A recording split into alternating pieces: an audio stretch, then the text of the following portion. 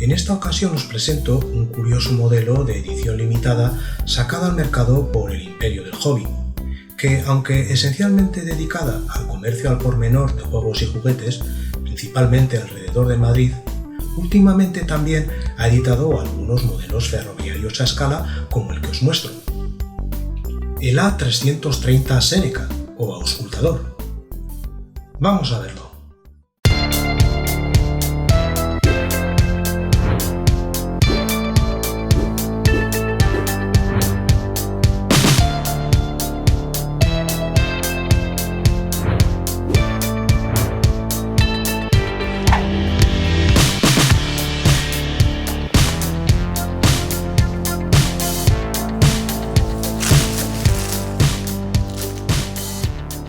La serie 330 es la del prototipo del Talgo 350, encargada por esta compañía en 1998 a la suiza Adtranz, más tarde adquirida por Bombardier, quien la entregó en marzo de 2000. Su pupitre de cabina, similar al de la SBB RE 450, la delata.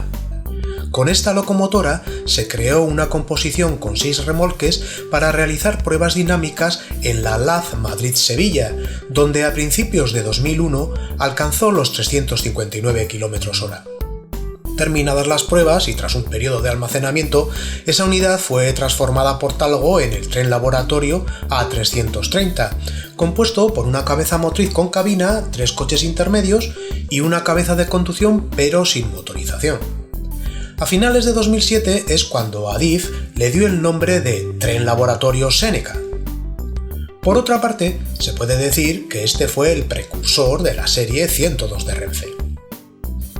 El primer coche intermedio y el segundo, que es de 2 ejes, albergan laboratorios. El tercero tiene asientos tipo turista.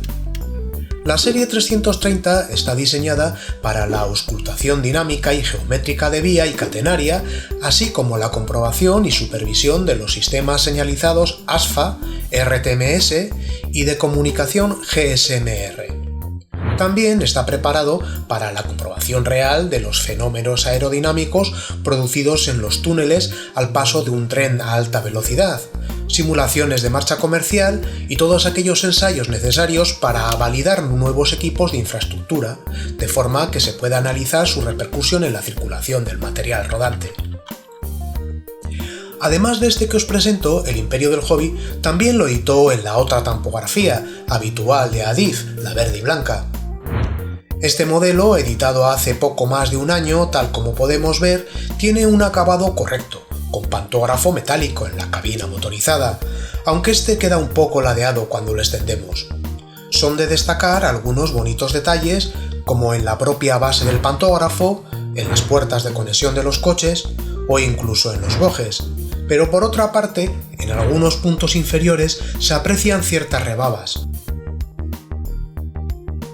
aunque no por ello desmerecen al modelo en su conjunto. De hecho, la tampografía está bastante bien definida.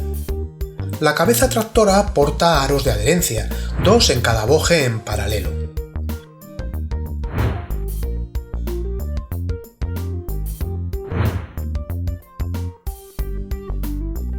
Resulta curioso el muelle que sujeta el enganche de conexión entre cabezas y coches contiguos. Los del coche intermedio son del tipo basculante, al igual que en el 102 o el 100. Si observamos con detenimiento las cabezas tractoras, resulta prácticamente idéntico al 102 de Star Train, a excepción, claro está, del color y la tampografía. Podría decirse hasta que han salido del mismo molde, y seguramente acierto. No hay un solo detalle diferente, salvo que le demos la vuelta. Aquí, 2 cosas a tener en cuenta. Por un lado, el estampado de la marca, Star Train grabado en relieve sobre el mismo chasis metálico, mientras que la del Imperio del Hobby en tampografía. Y por el otro, la colocación de los aros de adherencia, el de Star Train en el lado interior de los 2 bojes, mientras que el del Imperio del Hobby invierte la posición en el boje delantero. No sabemos si esto se ha hecho a propósito.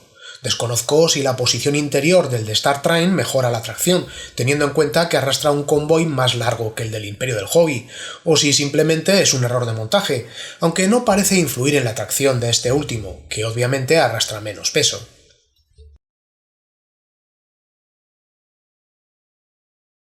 Y hablando de pesos, incluso su peso es prácticamente el mismo. 86 gramos en el caso del primero por 85 gramos del segundo, ligeramente mayor por tanto el modelo de Star Train. En los coches, en cambio, se aprecian algunas diferencias, aunque son necesarias para formar el convoy. Las ventanas ciegas de los coches de enlace del A330, por ejemplo. El set acompaña una hoja con su historia de origen y unas instrucciones básicas de uso, rodaje, sustitución de decoder, engrase, limpieza y modo de acoplamiento en 4 idiomas.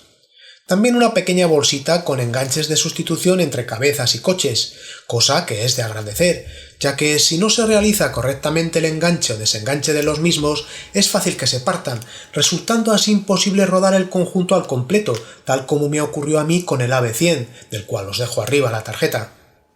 De hecho, estos nos sirven para sustituir los deteriorados del 102, pero no así los del 100 de Kato. Una lástima.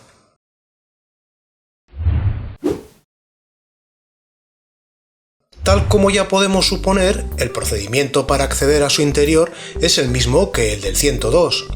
Primero se retira el pequeño tornillo que ancla la carcasa al chasis en el morro del modelo, y luego, con la ayuda de los palillos, separamos las pestañas de sujeción del chasis para retirar la carcasa.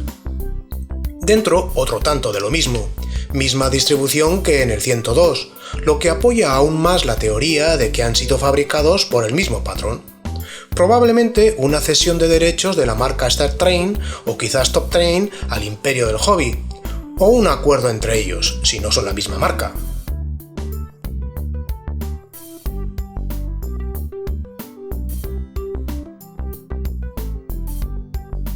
Una vez abierto, sustituir el decoder es sencillo.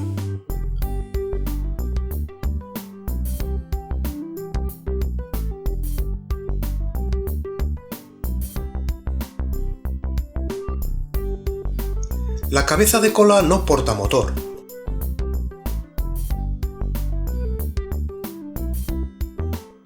Pero en ella encontraremos el segundo decoder, necesario en este tipo de set, que controla el cambio de luces según el sentido de la marcha. Después, devolver la carcasa a su lugar, cuidando de no atrapar ningún cable, también será sencillo.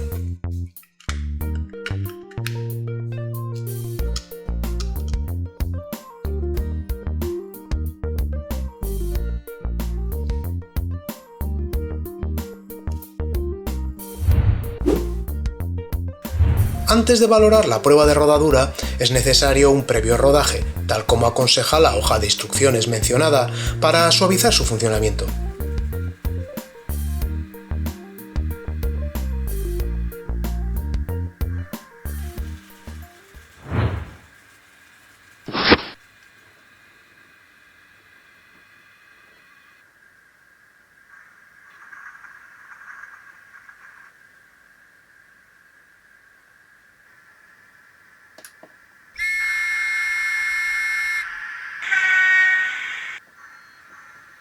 Por lo demás, el modelo se defiende adecuadamente, tanto a velocidades bajas, aunque su arranque no es tan fino como los modelos de Kato de series similares, véase el Talis por ejemplo, como a otras más altas, y es lo suficientemente estable como para alcanzar el máximo de tensión sin apenas vacilar en las curvas.